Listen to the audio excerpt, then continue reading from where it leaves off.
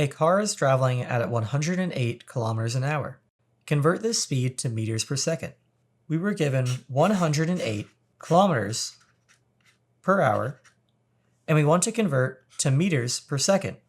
We know that 1 kilometer is equivalent to 1,000 meters. We also know that 1 hour is equivalent to 3,600 seconds. So in order to convert to meters per second, we need to first convert the kilometers to meters by multiplying through our conversion factor of 1,000 meters for every 1 kilometer.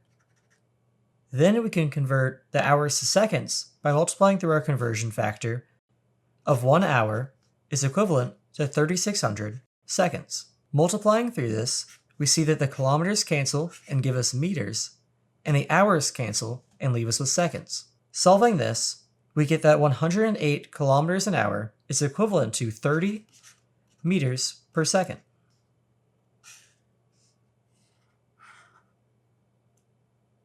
If you found this video helpful, don't forget to leave a like, subscribe, and let me know in the comments what topics you'd like to see next. Thanks for watching.